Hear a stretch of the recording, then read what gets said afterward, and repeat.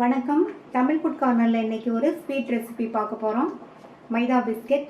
இந்த பிஸ்கெட்டை குறைவான பொருட்களை வச்சு ரொம்ப ஈஸியாக செஞ்சிடலாம். நல்ல மொறுமொறுப்பாகவும் சாப்பிட்றதுக்கு ரொம்ப சுவையாக இருக்கும். இதை அதிக அளவு செஞ்சு ஒரு ஏர்டைட் கண்டெய்னரில் போட்டு மூடி வச்சிட்டோம்னா 10லேருந்து 15 நாள் வரைக்குமே ரொம்ப நல்லாயிருக்கும். இப்போ இந்த மைதா பிஸ்கெட்டை எப்படி பண்ணுறதுன்னு பார்க்கலாம். இது வரைக்கும் நம்ம சேனலை சப்ஸ்கிரைப் பண்ணாதவங்க சப்ஸ்கிரைப் பண்ணிவிட்டு பக்கத்தில் உள்ள பெல் பட்டனையும் கிளிக் பண்ணிக்கோங்க.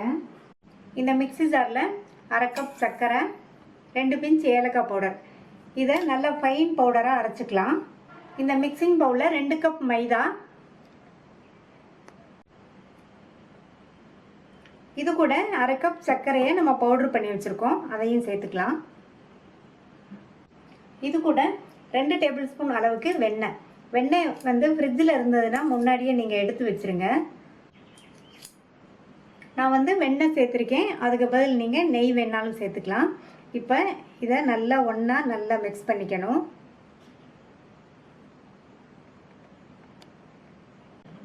வெண்ணெய் சேர்த்து நல்லா மிக்ஸ் பண்ணி விட்டாச்சு.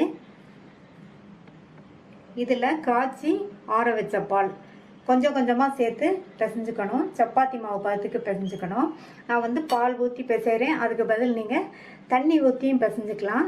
தண்ணியை வந்து மொத்தமாக ஊற்றிடாதீங்க, சர்க்கரை சேர்த்துருக்கிறதுனால மெல்ட் ஆயிரும். அதனால் கொஞ்சம் கொஞ்சமாக சேர்த்து தான் பிசையணும்.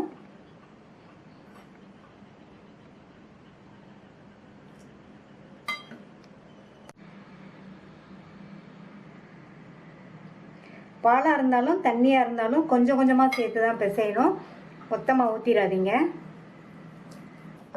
மாவை நல்லா சப்பாத்தி மாவு பதத்துக்கு பிசைஞ்சாச்சு. இந்த மாதிரி பிசைஞ்சுக்கணும். இதை ஒரு 15 நிமிஷம் மூடி வச்சிடலாம். மாவு 15 நிமிஷம் ஊறிடுச்சு. இதை மறுபடியும் ஒரு தடவை பிசைஞ்சிட்டு உருண்டைகளாக பிரித்து சப்பாத்தி மாதிரி தேய்ச்சி கட் பண்ணிக்கலாம். மூடி வச்சுட்டு அதுக்கப்புறமா எடுத்து தேய்ச்சிக்கலாம். மூடி வச்சுருங்க, இல்லைன்னா மாவு காஞ்சு போயிடும். இந்த மாவை எடுத்திருக்கேன், இதை சப்பாத்தி பலகையில் வச்சு நல்லா இந்த மாதிரி திரட்டிட்டு மைதா மாவு போட்டு லைட்டாக பெரட்டிட்டு தேய்ச்சிடலாம்.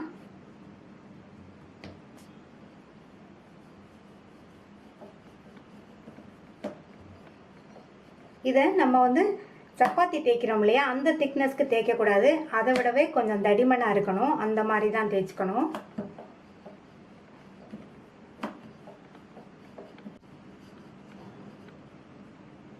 இந்த மாதிரி தடிமனாக தேய்ச்சிக்கங்க. இப்போ இதை 4 ஓரங்களையும் கட் பண்ணிவிட்டு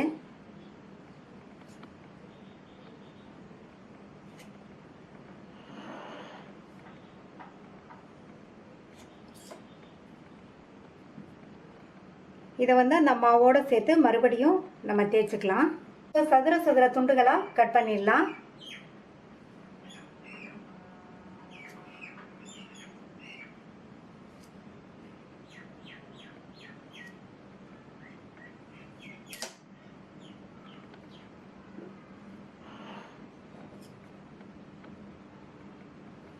ஒரே மாதிரி சதுர துண்டுகளாக கட் பண்ணியாச்சு. இதே மாதிரி மற்றதையும் தேய்ச்சி கட் பண்ணி வச்சுக்கலாம். எல்லா மாவையும் தேய்ச்சி கட் பண்ணி ரெடியாக பிளேட்டில் எடுத்து வச்சாச்சு. இனி எண்ணெயில் போட்டு ஃப்ரை பண்ணிடலாம். கடாயில் எண்ணெய் விட்டு சூடாயிடுச்சு. எண்ணெய் வந்து ரொம்ப ஹீட் ஆகக்கூடாது. இப்போ நம்ம ஒவ்வொன்றா எடுத்து எண்ணெயில் சேர்த்துடலாம்.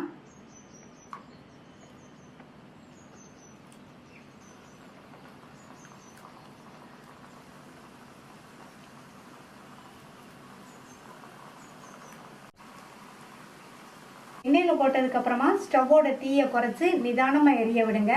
அதே மாதிரி உடனே பரட்டி விட வேண்டாம், ஒரு 10 செகண்ட்ஸ் போல் ஆகட்டும். இப்போ 10 செகண்ட்ஸ் போல் ஆச்சு. இந்த மாதிரி பரட்டி விட்டுக்கணும். ஹை ஃப்ளேமில் வச்சோம்னா சுகர் சேர்த்துருக்கிறதுனால கருகி போகிறதுக்கு சான்ஸ் இருக்குது. இந்த மாதிரி பரட்டி விட்டுட்டு நல்லா பொன்னிறமாக வந்ததுக்கப்புறமா எடுத்துடலாம். ரொம்ப கம்மியான பொருட்களை வச்சு நம்ம இந்த மைதா பிஸ்கெட்டை செஞ்சிடலாம். நல்லா பரட்டி விட்டு பொன்னிறமாக வந்துருச்சு. இப்போ எடுத்துடலாம்.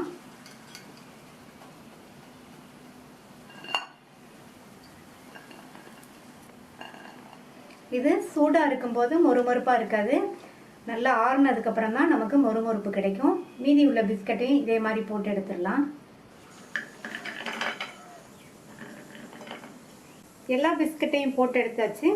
ஈஸியாக பண்ணக்கூடிய ரொம்ப சுவையான மைதா பிஸ்கெட் ரெடி ஆயிடுச்சு. இந்த மைதா பிஸ்கெட்டை நீங்களும் ஒரு தடவை ட்ரை பண்ணி பார்த்துட்டு உங்கள் கமெண்ட்ஸை சொல்லுங்கள். தேங்க்யூ.